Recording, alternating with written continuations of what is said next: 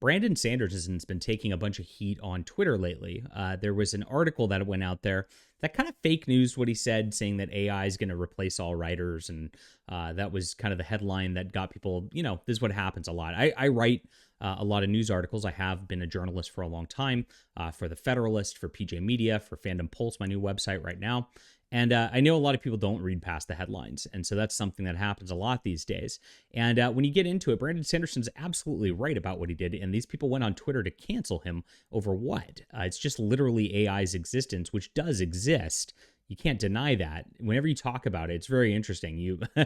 I'll just go on my own deal here. Whenever you mention AI at all or anything like that, I'll lose subs probably because people can't handle like even just conceiving of the topic. But it is out there. Of course, ChatGPT is now being sued. OpenAI and Microsoft are being sued by the New York Times for, quote, stealing their content.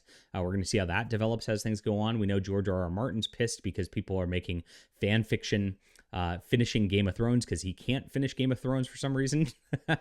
And so Brandon Sanderson just answered some questions on it in a very long interview. And what he says is actually really, really good information about the publishing industry and how awful it is towards the majority of authors. That's why I, of course, have been part of an independent rebellion away from publishing. But they didn't read past the headline. So we're going to read past the headline for you, and we're going to go into this really interesting topic. So thank you for being here. And please do hit the like and subscribe button. I know, like I said, just the AI topic triggers some people, but hopefully you guys, we got a little smarter of an audience than most people out there. And I appreciate you guys for being here. Now, I'm John Delarose. I am a #1 best-selling author and award-winning comic creator. Of course, if you like novels, I talk about comics quite a bit on here, but I have a bunch of novels. My For Steaming Country series, my Von Monocle series, has been my bestseller. It's done crazy, and no AI is ever going to be better than this stuff. I can tell you that right now. I've also got a science fiction series in The Stars Entwined. It starts right here and goes through these 4 books. And I've got another trilogy, Justified, Sanctified, Glorified. All these books are available on my web store. And digitally, I actually have 2 books I never released anywhere else. The Demon's Eye right here is a just pure fantasy novel. And The Roles We Play is a romance novel that ties into my Stars Entwined comics. If you read my Stars Entwined comics, you'll want to get into that. Not comics, books. Jeez, I'm getting confused here. But that's that right now. And thank you guys for the support. My web store is in the description below. So here it is. The title, Brandon Sanderson thinks AI will write books as good or better than authors. Now, this is really here. And he is talking about this because people are asking about doom and gloom predictions for the publishing industry. And of course, the publishing industry is having a lot of problems these days.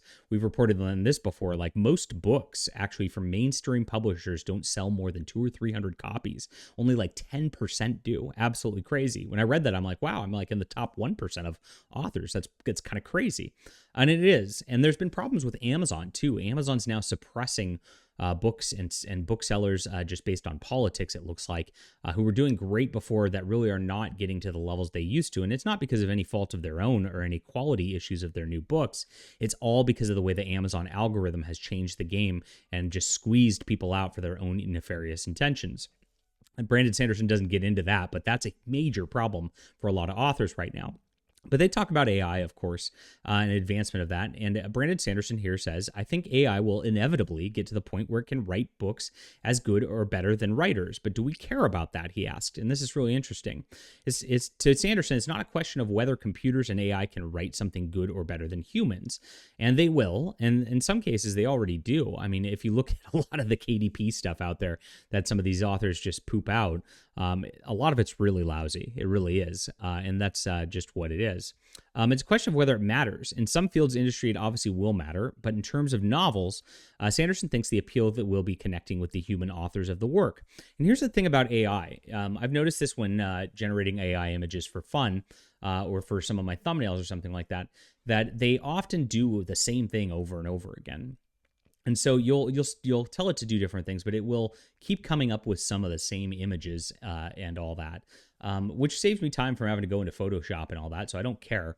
But at the end of the day, like, it's not going to be able to do something creative. It's not going to be able to think outside the box. When you're going to tell it, write me a superhero story, it's just going to write the same superhero story with some changed words up every single time. So you won't be able to get that out of it. And that's kind of what AI is going to do. And inevitably, maybe it will get a little better at it, but it's going to copy paste quite a bit. And that's just the nature picture of what AI is. And so here it is. He talks about a trip to Hawaii where he got a carved piece of art. And this is pretty interesting, as I thought. He sought out the artist who carved the piece, although he didn't know that was different than the machine-produced piece that you could find in any store. It mattered to him that it was made by a human because that inspired a connection with art, and that's 100% true. So Sanderson's saying that like art has a human connection. It's about emotional elements, and that's something a machine can never actually replicate. 100% true. And this is where it goes and ties in with psychology, as they talk about here. But Brandon Sanderson talked about other things that were going on with the industry. And there's a lot of problems going on with the industry beyond what AI is. And here's what he talks about. A lot of companies are really powerful right now, don't value the individual author and voice. They don't value the art of the story. They see the purpose of books as something else. And a lot of the time these days, it's political agenda. If you look at almost everything coming out from YA publishing, it's a black lesbian in a wheelchair to virtue signal everything they're doing in those sort of realms. And so it is just about pushing that agenda. They're not actually caring even about the end reader at the end of the day because these books aren't selling. They're getting ESG money from the government in order to push this agenda. And that's what the publishers are trying to do at the end of the day. It's squeezing out a lot of authors. And of course, if you disagree politically or anything goes wrong or whatever, you get completely canceled. Your entire book contract, your livelihood is going to be gone. I've seen this happen to a lot of authors out there. Now, I just never went into this. I never even attempted to get into this industry because I'm a right-wing guy. I'm a Christian guy. And so I'm never going to fit into this publishing world whatsoever. And so being that, I just decided to do it independently, and that's what's forced to happen here.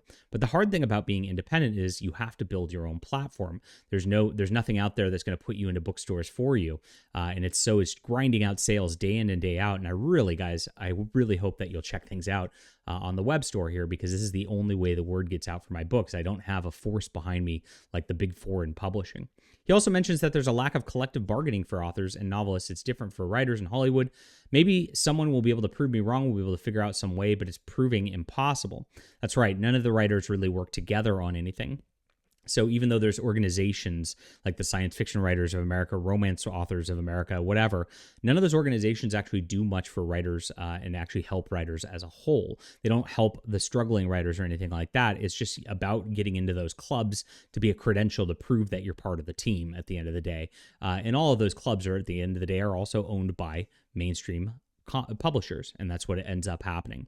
So there really is a lot going on in the industry, and this is a pretty neat interview right here. You can look at this Brandon Sanderson's doom and gloom predictions on YouTube. Brandon Sanderson is a smart guy and has done pretty well for himself on a lot of levels, and it's worth watching. Now, the people out there who were trying to cancel him were going, of course Brandon Sanderson loves AI. He writes as bad as AI. And I saw dozens and dozens of posts like this. They didn't read the article. They didn't listen to what Brandon was saying. Brandon's actually a big-time friend of authors. He's a teacher. He helps people. When he had his successful Kickstarter, here's a nice thing about him. He went through and he backed every single other Kickstarter that was active at the time in publishing in order to give back to the writing community and try to help people along. Very cool stuff. I like the guy. I've met him a few times, and he has good thoughts and is worth listening to. Leave a comment down below with what you think about this. Hit that like and subscribe button. We'll be back soon.